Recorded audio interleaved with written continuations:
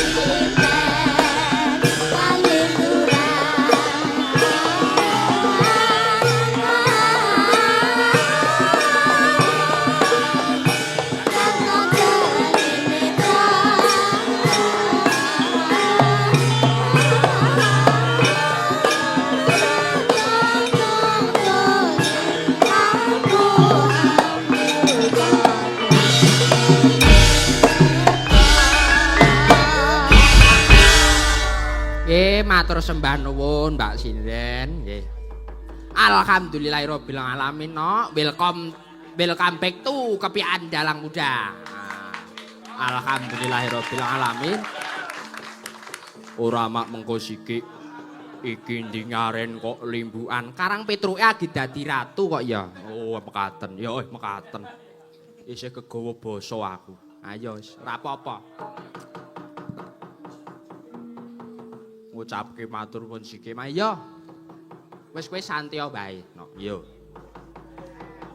Alhamdulillah iki Kepian Dalang Muda ingkang kaping 10 utawa kaping 11 ya kuwi ingkang kedapuk kuwi aku. Oh ngono to mak. Heeh.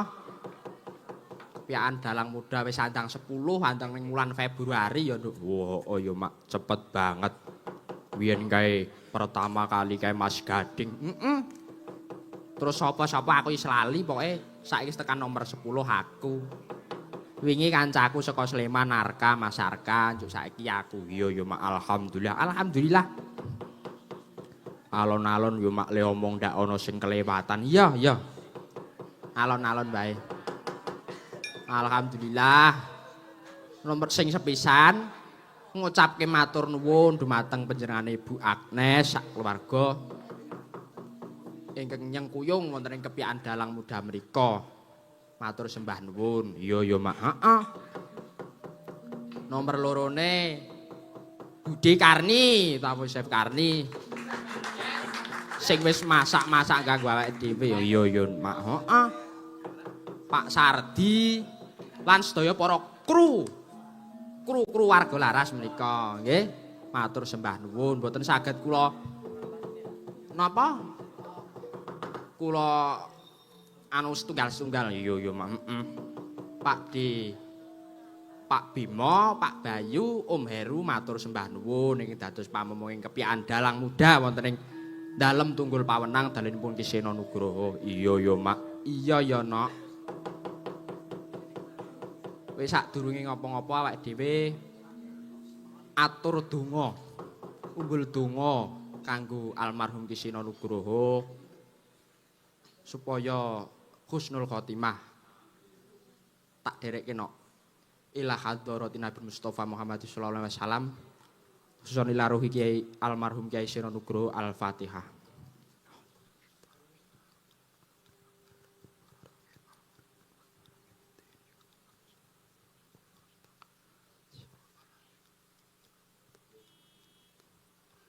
Amin amin amin ya rabbal alamin. Mugi-mugi panjenenganipun almarhum Ki Sena husnul khotimah dipun papanaken wonten ing swargi. Amin amin. Ya Mak, kaya mengkono ya Mak. Ya. Wis ana sing urung tak aturke ora iki?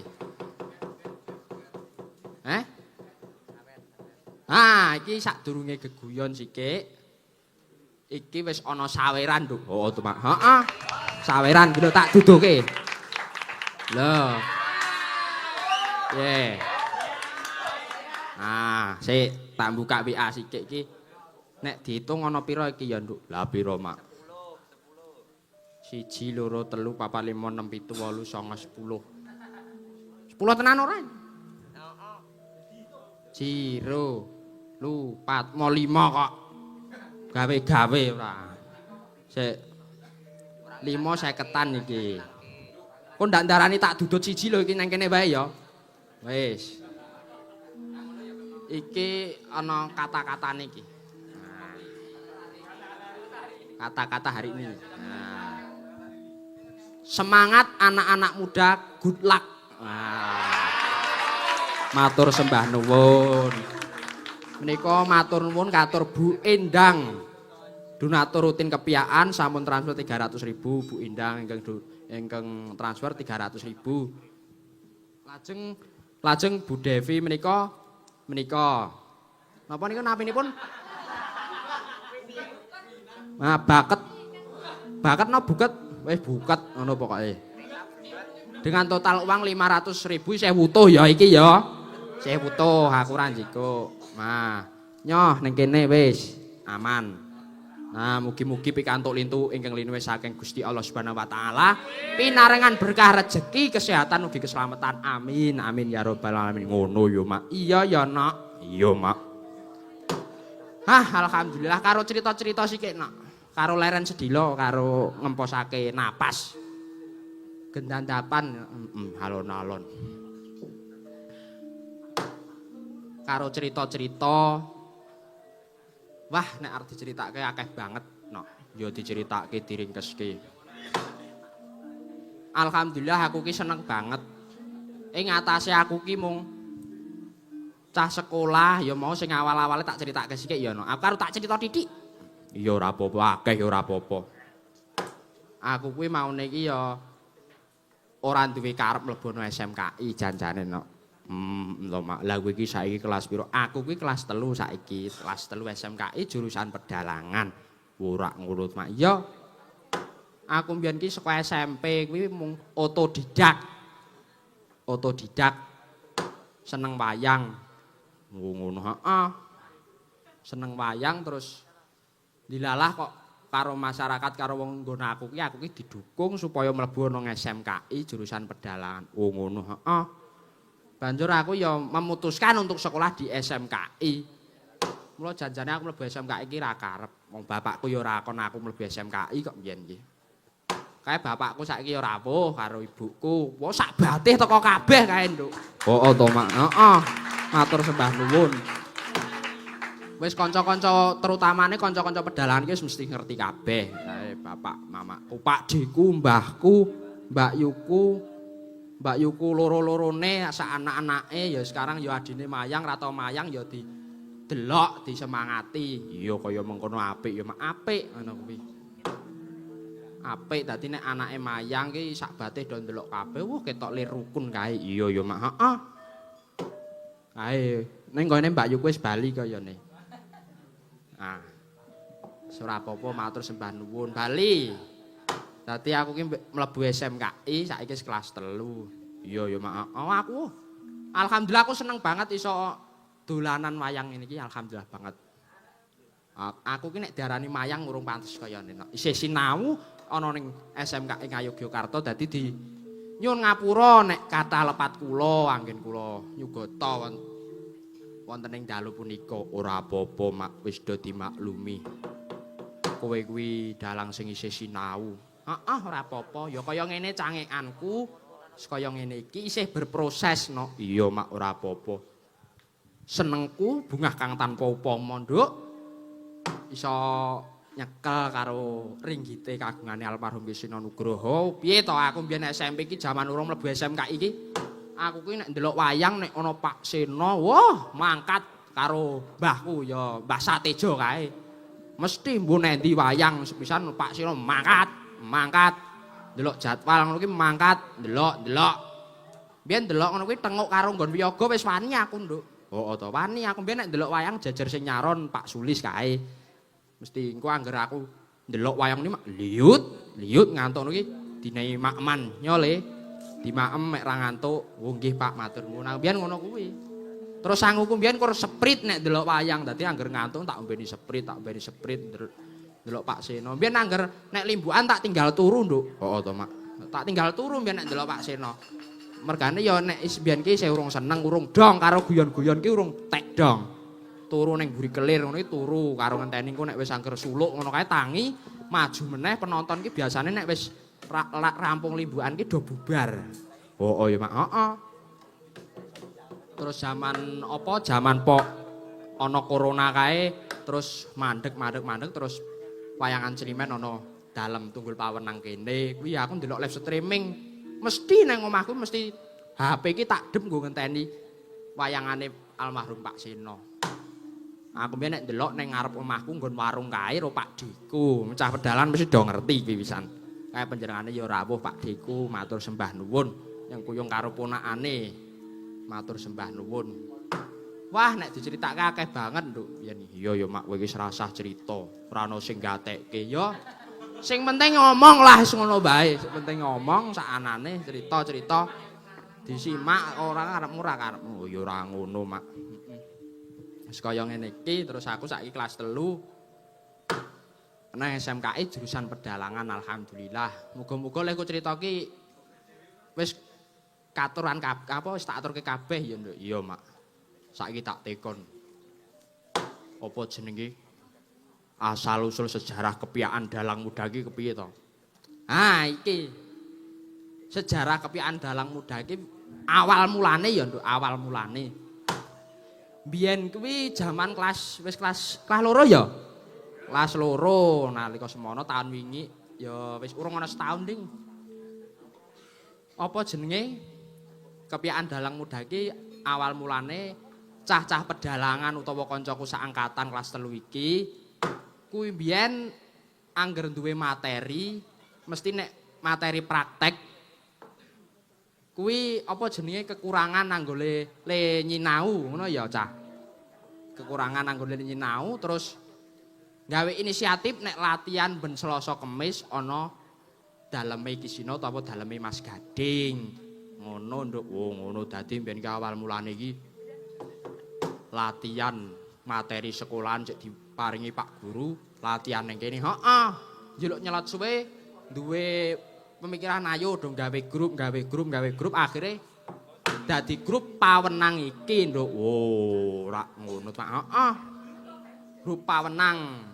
Alhamdulillah saiki isih berjalan dengan lancar apa arep ana lika-liku kae ya wis dilakoni sak becik-becike.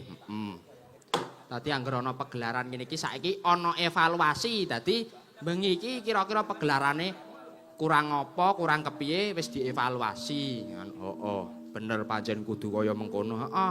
Mula di ngapura nek di nyuwun pangapunten dumateng para sedaya kemawon menawi pegelaran menika mboten meranani penggalih panjenengan sedaya amargi nggih naminipun tiyang anem menika nggih kados mekaten. Seneng-senenge nyekel wayang, nyekel gamelan ngenten niku. Dimaklumi kemawon mboten dados menapa nggih. Dados wonten ing evaluasi menika alhamdulillah mugi-mugi pawenang menika sansaya becik, apik, selalu jaya, sukses. Amin. Tepuk tangan. Nah. Pancen bener kaya ngono ya, Mak. Iya ya, Nak. Ngono ya, Mak. Iya ya, Nak. Iya. Ya, wis ngono kuwi wae sik tak aturke, mbok menawa ana sing kurang nyuwun pangapunten. Pangapunten kowe iso karo tak aturke nek ana apa-apa ana saweran apa-apa tak aturke sing urung tak aturke. Nek kelingan, iya. Kadang ki nek ning ngisor kelingan apa sing arep tak critake nek wis munggah panggung iki njuk ilang, Nduk. Oh, ya karang urung kulino ngono kuwi. Ya wis tetembangan, seneng-seneng. Nah, iki sindene ana 44 iki. Pira iki? Oh 5, Ding. Ana 5. Iki kaya ana personil anyar iki, Nduk, pawenang, Nduk. Oh, kae pojok dhewe kae. Ayo padha tetembangan. Sing alus-alus iki mergane ora nggo gara-gara. Ya. Sing alus-alus iki engko gek sing gayeng-gayeng keri ngono. Iya, Mak. Luwih apik. Heeh. Tetembangan jineman, Nduk. Yo, jineman apa? Jineman uler kambang. Yo. Ki karo ditepungke. Sindene sapa wae wis do tepung, Nduk. Ki ya sindane pawenang ki sih kuwi kok. Mbak Katon jajar kuwi iki, terus kuwi Mbak Laras Hati, terus Mbak Mega Hana Pertiwi, terus kuwi Samiyem, terus sing kono Bu Jatmi. Ora nding Sasa nding jenenge Sasa. Nah nek Sasa kuwi omahe Pundong. Omahe Pundong tanggaku dhewe. Wah angger latihan ning kene ngono kuwi. Mas, mengko nek mulai bareng ya, Mas. Margane omahe padha-padha le Pundong, omahe ndempet lorku. Ngono to, Mak. Heeh. Mas, aku engko mulai ya, Mas, aku wedi e. Wah, le nunggang motor suwine ora jamak. Cah ya kur semono kuwi. Nyenengke, cah kuwi polos kuwi sok do digarapi mesakake ora. Lah wong ora ana apa-apa kok teko-teko njaluk ngapura karo aku iki lho, Nduk. Jan aneh cah iki lucu cah iki. Lucu, heeh. Sindenmu ayu-ayu kaya aku iki, Mak. Heeh. Padha ayo kabeh wong wedok. Ayo. Nah nek iki Mbak Katon iki saka Kulon Progo, saka Kalibawang. Kalibawang. Mbak Katon iki ya sinden ya dalang. Konsuluk rasa mau wis omong. Pokoke aku rasa konsuluk lho Mas, aku ngono kuwi. Ya aku. Nah, rasa. Kuwi terus sing kidule kuwi Mbak Larasati kuwi saka Gunung Selatan utawa Gunung Kidul. Gunung Selatan piye ora. Saka Gunung Kidul. Saka ngendi Mbak? Lali aku. Karangmojo. Oh, Karangmejo. Karangmojo. Oh, nggih, Kak. Heeh. Iki mbiyen wah aku dadi kelingan wayanganku pertama kali ning omah, Nduk. Wah, ya tak critake. Wah, mbiyen iki mlebu SMKI kelas 1. Agi 6 sasi kae, sasine Juli, 6 sasi 5 sasi. Wis wani wayangan sewengi weruh. Sing ngiringi ya kerca pedalangan karo Dewangi kakak kelas. Waduh, suluk urung iso, ya ket saiki kae isih sinau. Gek wiyagane kur apal playon biyen ki nek menyuruh iso suwuk niku senenge ora jamak-jamak lho. Heeh to, Mak. Heeh. Gek limbukan ngono kae kur lagu sing muni kendang ro demung. Liyane do meneng bae. Wah nek kelingan apik tenan kuwi. Wah latihan kaya mempeng kae. Latihan jan mempeng kae. Aku ya kaget latihan gladi resik ngono terakhir ning Bambang Lipuro kae terus aku mulih nggawa kanca-kanca begini wayangan sore-sore aku bali. Lah kok desaku ki kaya pasar malam to Nduk kowe percaya ora? Ngatasi sing mayang aku dalang anyar. Neng kok sing delok wah lu wong dodol irit-iritan ana kae omah balon kae wong dodol pop es dodol warna-warna kae. Sik ndelok iso kebak. Ana sebabe kuwi nduk ana sebabe. Ning apa sepanduk ngono kuwi dalang Ki Muhammad Ali Nurdin gambarku ngono kuwi bintang tamune mbiyen Gading mbiyen Mas Gading bintang tamune. Dadi sing kondang sing mayang ning omah iki kudu aku ning Gading sing mayang ngono. Jane aku sing mayang Gading ro Febri ya. Gading ro Febri wong age ora menyang. Iya ya Mak, heeh ana keperluan dhewe. Ya ora apa-apa ya Mak, heeh wis do meneng rasane anu. Aku tak cerita sithik ngono lho. Rasa ting bengok. Gading ro Febri, dadi mbiyen ki gambare sing gedhe dhewe nggone Gading kae. Febri ra ono, aku kur cilik kae. Ha wong do ndelok ki nganti ana kok wong tangga desaku ki ngene iki. Wah, suarane anake Pak Seno ki apik tenan ya nek ndalang. Kae iki udu anake Pak Seno, kae iki anake sing tukang giling sing mayang. Wah, heeh nganti kaya ngono kuwi. Aku diceritani tanggaku jenenge Mbok Inem nek ora ngandel. Dadi sing darani mayang ki darani Gading, mongko sing mayang ki jane aku. Aku tak critani meneh. Mulih saka Parangtritis ndelok wayang. Ning jembatan kae, ning lor jembatan kretek kae, ngangkring. Aku ngobrol-ngobrol karo kancaku Panji kae, mbok nek menawa ndelok. Panji. Tuku ning angkringan ngono kuwi ngopi madang ndelok wayang ning Parangkusuma. Ning Parangtritis, ndelok wayang aku, ndelok wayang. Wayang cek nang kok semono. Wayangane sapa ya aku lali. Terus wis nengno wae nduk nengno wae. Heeh Mak. Aku di soalé ana bapakku e. Heeh. Ya ora apa-apa wong guyon kok kur guyon ora tenanan. Ayo. Biyen mulih kuwi ngopi ning angkringan. Wis aku ngobrol karo Panji ngono kae, ngono-ngono ngobrol-ngobrol ngene. Teko, Mas, sampean niku seniman apa? Mbok dereng nggih tesih sekolah wonten SMKI, Pak. Oh, daleme pundi? Griya kula nglorong mriko wonten Pundong. Wah, lah nglorong wingi bar ana wayangan anake Pak Seno, Mas Gading to. Waduh, aku. Mongko sing mayang kuwi aku lho, Nduk. Nek darane sing mayang ki Gading, dadi wayanganku ning omah kae sing ngundang ki sing mayang Gading kae malah. Ya alah, wis ora apa-apa. Ya sik jenenge awal ngono kuwi ora apa-apa, mung sing ndelok akeh aku ki gumun. Wong aku ki lagi gebyakan jan awal pertama mayang kuwi. Kuwi pertama kuwi gebyakan apa jenenge nek cara agi ping pisan mayang kuwi diapake dina apa? Perdana utawa nek cara Jawane iki pisanan di gebyak apa? Kepyaan ngono kae apa ya? Nah ngono kae pokoke sepisan mayang. Wah nek ngelingi ya kuwi mbiyen sing melu mbiyen Katon, Laras, Sasarung melu. Mega rung kenal mbiyen. Wih. Sinom, Katon, wis kae akeh ngono. Wah. Wis pokoke ngono kae wis. Rasakaken crita iki para pamirsa selak kepengin presiden-presiden padha nembang. Heeh. Ya engko karo disambung-sambung iki, Mak. Heeh, Nduk. Monggo. Mbak Sasa nembang jineman uler kambang. Wah jan nyenengake ya Nduk. Ngono kuwi.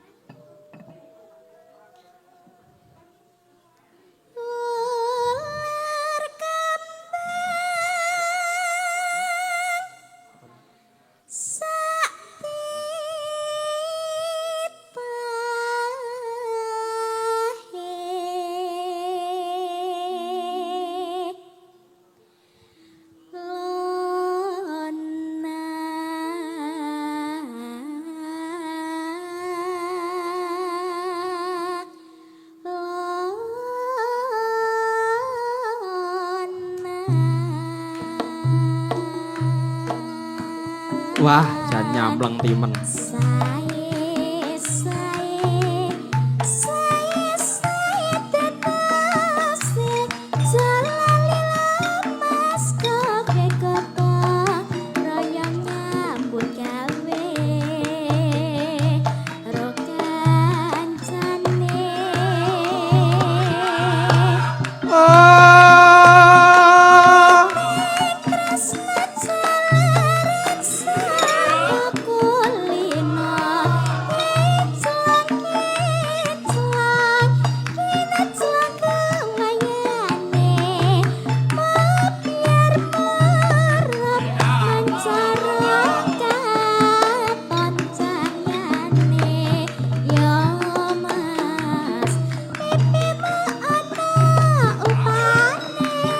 hae. Hae, hae. Yuk.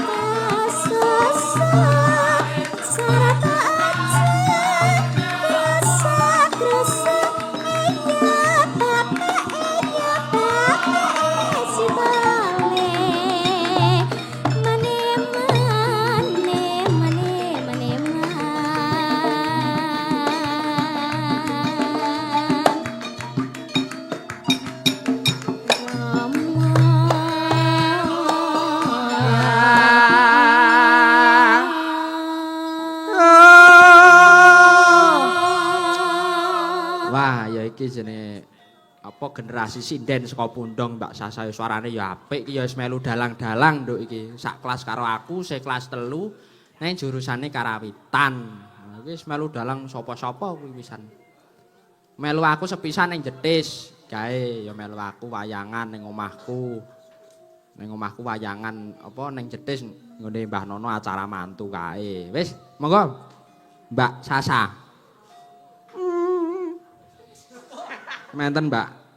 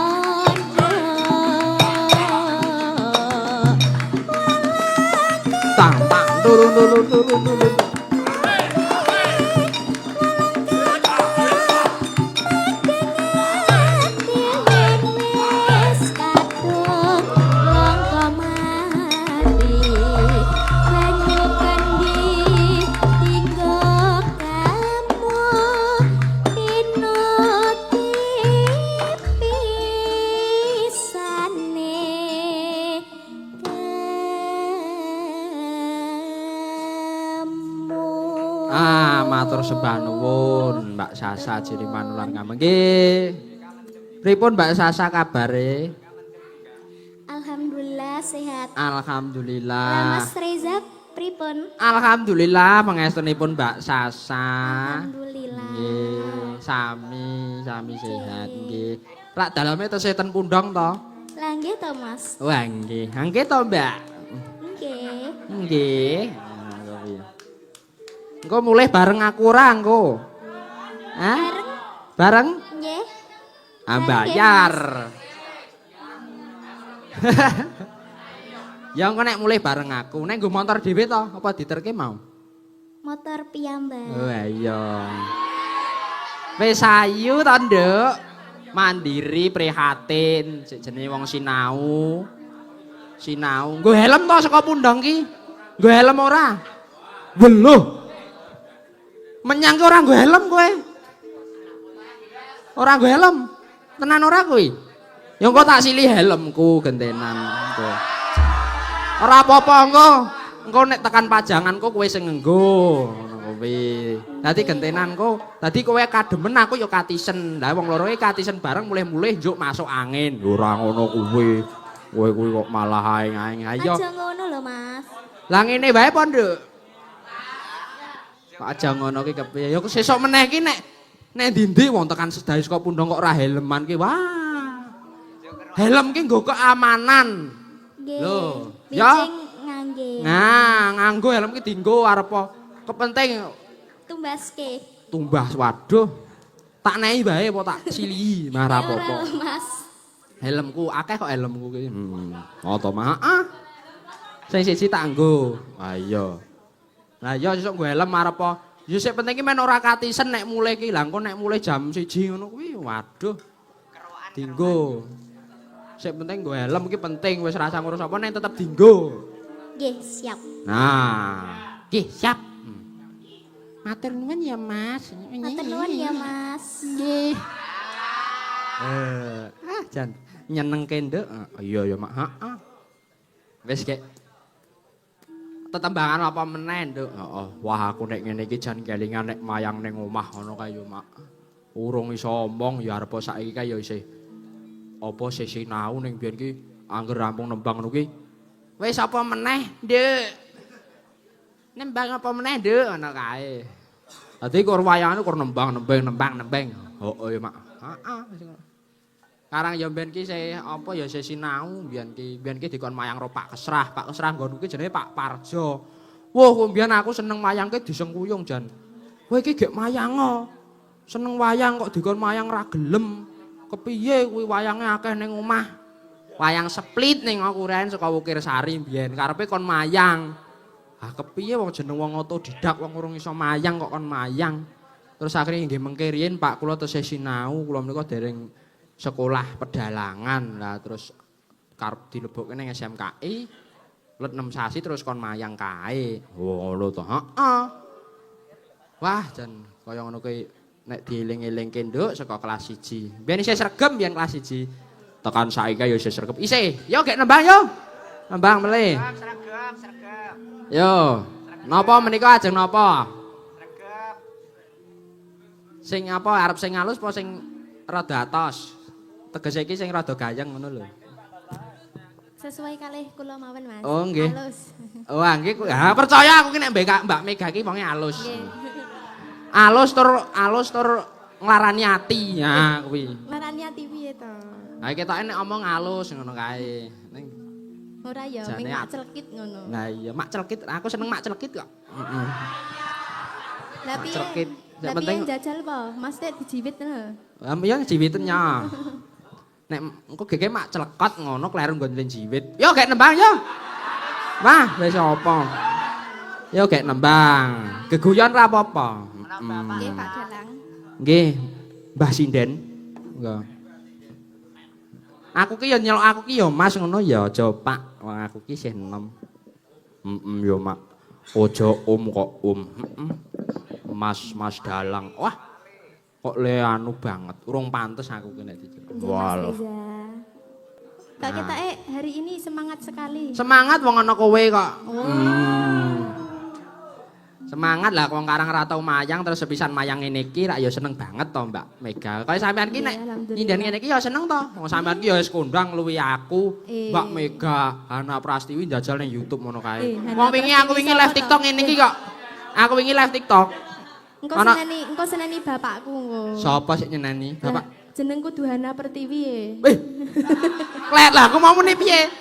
Megana Pertiwi. Woi, kleru. Nyuwun pangapunten lah ya wis. Kene iki utekku ki. Mbak Mega. Jenenge sapa? Nyuwun ngapunten lah ya. Mega Prastiwi. Mega Prastiwi nyuwun pangapunten lah ya. Kok kaya aku ki sing akeh klerune agi sing dalang-dalang sing kerep mayang wis sing akeh klerune apa meneh kura aku sing ra tau mayang. Ora apa-apa. Kula nggih tesih sinau sareng-sareng. Nggih, ayo kowe ki wingi aku live ngono kae. Mas, benjang Mbak Mega tumun mboten. Lah duka ya aku ngono kuwi. Pokoke kudu melu Mas nek ora mboten gayeng lho. Ah nggih, melu ngono kuwi. Ana apa sik ngono kuwi? Ana penggemarmu kuwi. Dadi Mbak Mega ki wis kondang ning YouTube, wis kondang nih wis. Ora kok ning YouTube. Ning dunia persindenan ki Mbak Mega ku wah suarane apik, piyayine cantik, sekolahane SMKI. Wah, tonjo. Ah iya. Tegese iki tonjo ki wonge pinter ngono lho, marai marem, disenengi wong akeh. Ngono yo, Mak. Iya ya, Nak. Yo. Pripun angu jiwat to? Sida. Ajeng napa? Nggih, nderek mawon Mas Reza. Napa? Pripun? Nggih, niku mawon. Mboten napa-napa sing anu nek kira-kira anu rasa ragu-ragu niki. Nggih, niku mawon Mas. Nderek kanca-kanca wiyaga niku pripun? Nggih. Menika nggih ngatur ngawunika soalé ya tesih do sinau nyuwun ngapunten, pokok nyogota sak saged-sagedipun. Pun ngujiwat? Nggih. Mangga. Lho. Langsung to niki? Nggih. Langsung. Langsung mboten? Manut. Wo ganti sing ngendang. Oh, iya. Sik ganti sing ngendang ngentes. Karang iki. ya apa-apa iso nggih to Mas. Heeh, Sedanten niku. iso apa-apa iso.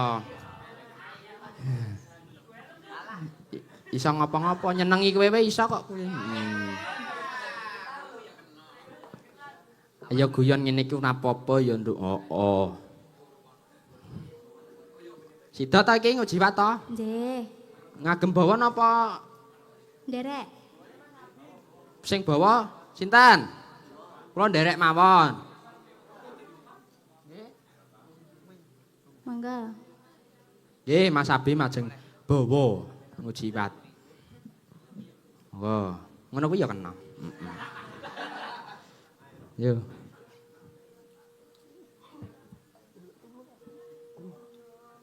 Doni Masmus tikaning wang Oh, suara ini. jiwa Waduh. Jos. maweh reseping ati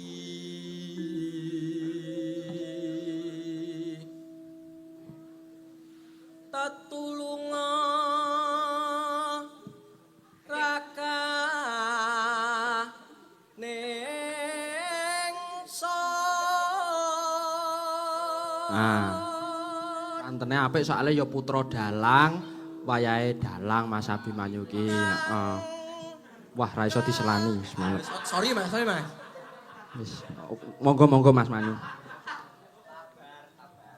Alon-alon bae to karo tak omong ngono lho.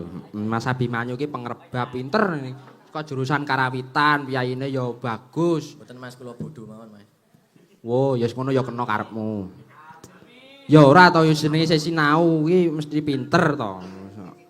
Pinter. Dadi putrane kuwi putrane Pak Agus Hadi Sugito. Tak aturke ra apa-apa, Nduk. Ya ora apa-apa ya Nyu ya. Apa-apa kuwi putune Mbah Hadi Sugito almarhum dalang ngundang saka Tlatah Ngayogyakarta. Ngono ya, Mak. Iya ya, Nak. Yo monggo Mas Manyu. Pripun? Alon-alon.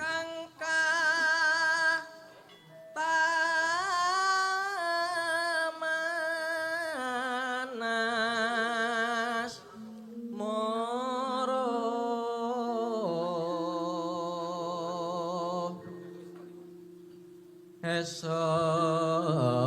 esem miro nyirnake lungkrah lan lesu. Waduh. Gak ising Pak. Ilang kira kang sama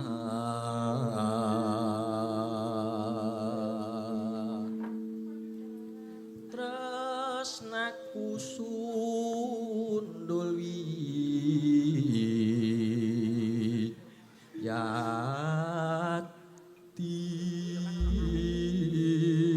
Wah, matur sembah nuwun Mas Abimanyu. Wes wantene ya apik. Kalah aku, Nduk. Ya ora ngono kuwi ya mak kabeh ki sinau. Suaramu ki ya apik. Ngalem dhewe kowe, Nduk. Setiap orang itu mempunyai proses yang berbeda-beda, Mas Reza. Bener Yang ya. penting semangat sinau gitu. Bener kuwi. Wah, aku disemangati aku, Nduk. Semangat Mas Reza. Matur nuwun Mbak Mega. Semangat ugi nggih. Monggo niki wis jam 11 iki. Sak.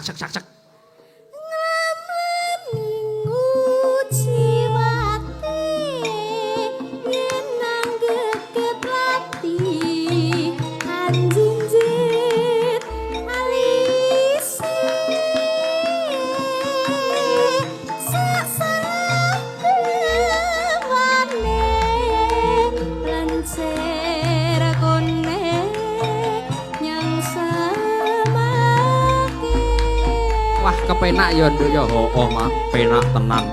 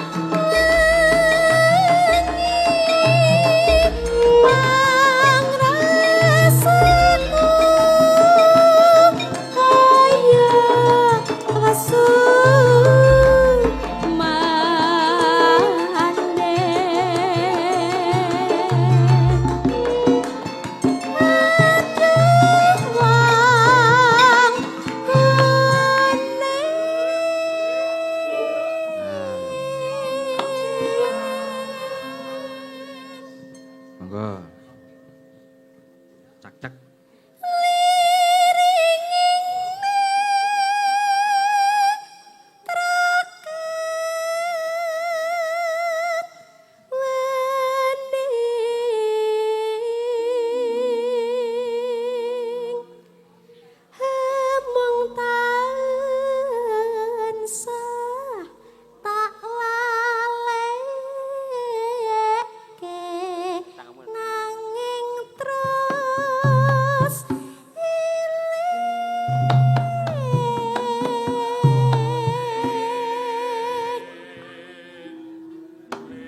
Nah. Nah. Waduh, apa ku mau? Ana tikus kuwi mau kene mau.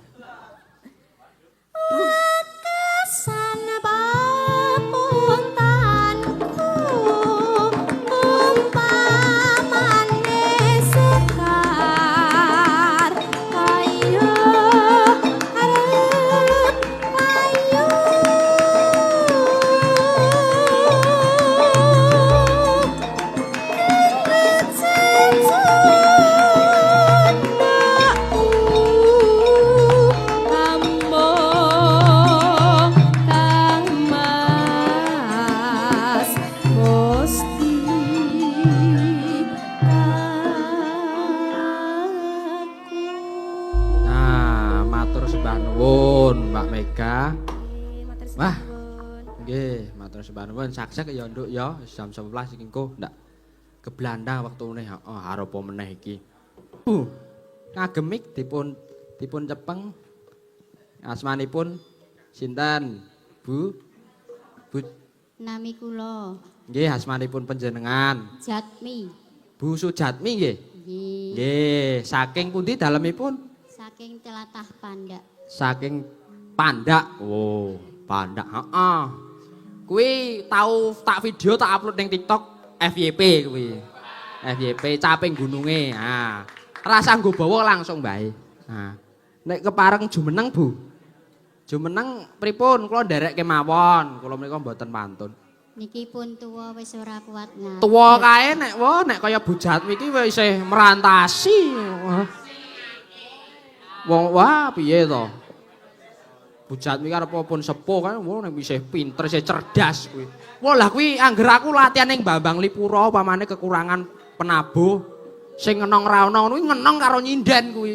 Entun, todok engko sok kwalik, engko kethuke kae sok sik ngenong, kenonge nggo kethuk ngono kae. Todok ngono kae. Heeh kuwi. Ning Bambang Lipuro sok latihan terus tak jak mengiki tak suwun berkahe donga pangestune. Ngono ya, Mak. Heeh, monggo Bu.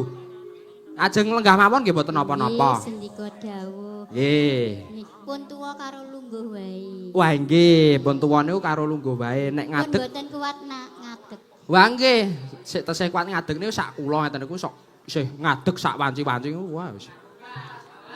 Kuat. Maya.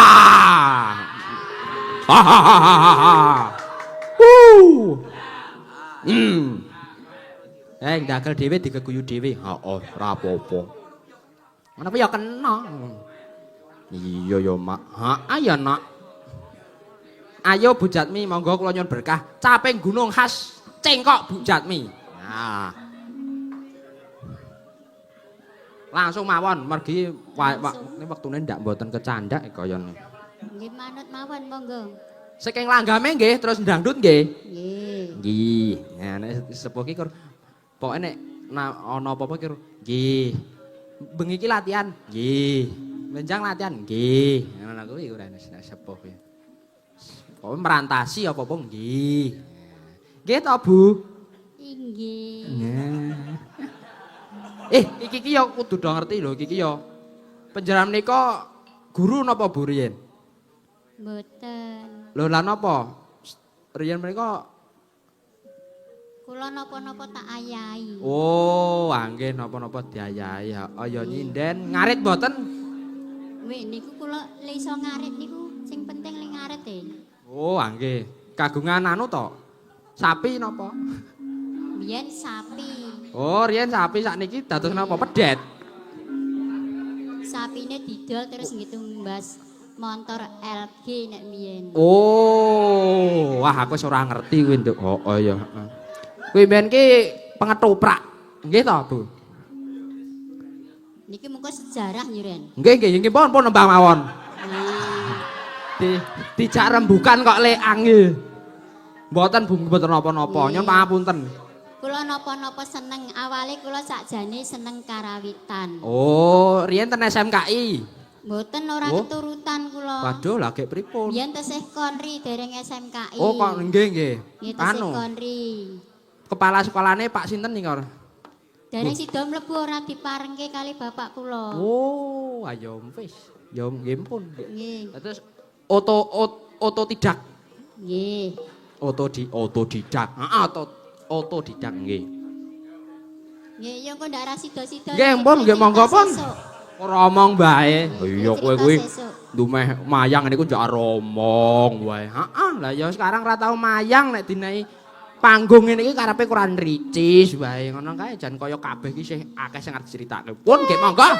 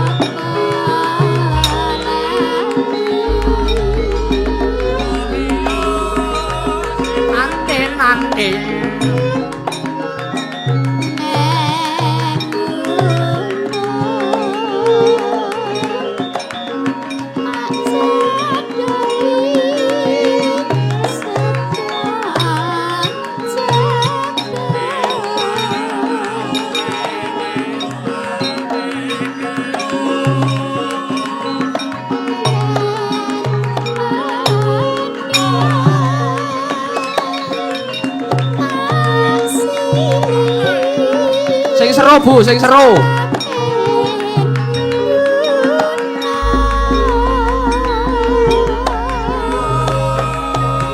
Maesu.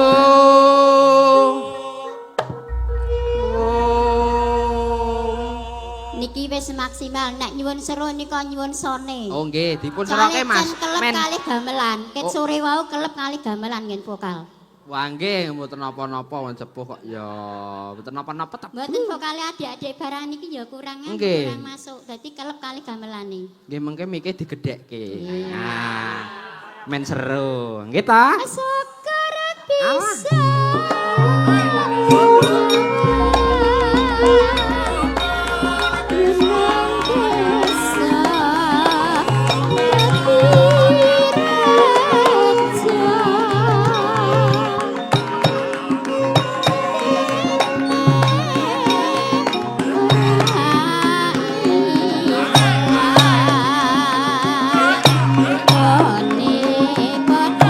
Oh, dangdut.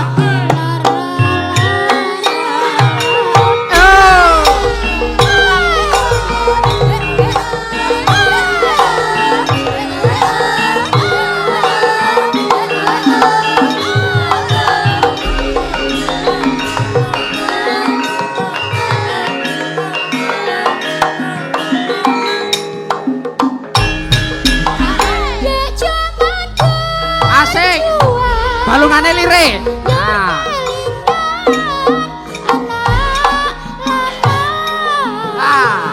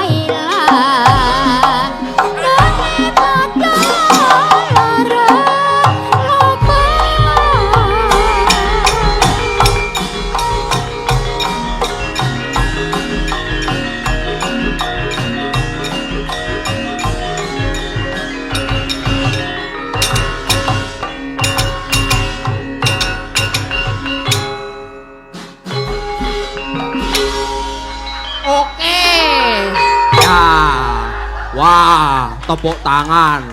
Karang wiyagane ya sing nom-nom. Gamelan regedek. Wah, wis mantap. Sing demung ya semangat, sing nyaron semangat, sing ngendang ya apik. Heeh ya nak, ayo. Karang ya sing do nom-nom ki lenabu ya mempeng ger. Wah. Tak nggon joget jantem monjo. Apik gayeng. Heeh. Cengkoke ya khas Bujatmin iki wau. Sae tepuk tangan. Nah. Matur sembah nuwun. Nika do kepengin weruh krungu napa karo cengkoke Bujatmi, Bu. Matur sembah nuwun nggih. Nggih, matur sembah nuwun sanget. Nah, wis. Iki dibacutke ya, Nduk ya. Heeh. Sing gayang-gayang gek wis. Karek gayang-gayang ki apa? Grajakane ya. Nah, iki gayeng iki. Heeh. Aku an joget to. Nah. Sinten sing ajeng nembang? Sinten? Mbak Laras? Ah, monggo. Lenggah napa jumeneng? Jumeneng mawon joget. Kula ki jane tesih nesu kali jenengan lho, Mas. Lah piye? Lah wong mboten napa-napa ngetingan ki dituthuk ngangge. Walah lah ya ora. Piye mak ngene lho wingi iki latihan aku kira dolanan drum. Kono nembang gerajakan. Lah ora sengaja ketuthuk sirahe. Nek seneng ngomong Ci. Ora. Kuwi Laras ki theke sik ngrebab yo ora ya nyu. Oh, Pun boten. Heeh, mbekmu ngerti aku. Si akeh cah wedok. Pun go. Nggih. Langsungan mawon, Mas. Wis gek cak-cak jam anu setengah 12. Monggo. Ya njak ngapura ya ras ya ora sengaja ketutuk sirahe kok. Siap.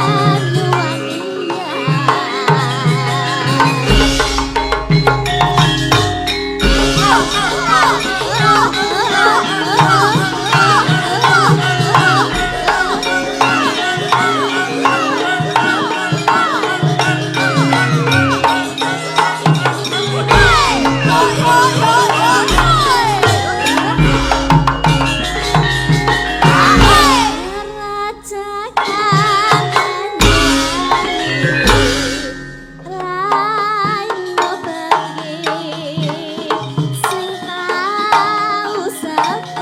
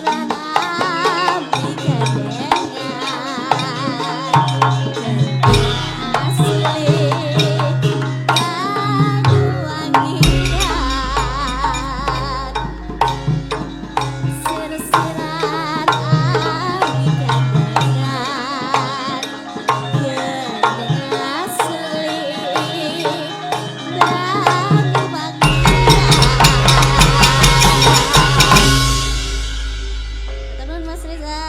Eh, Jan luar biasa pengrawit iki. wah, gayang sing ngendang ya sekarane jan wis.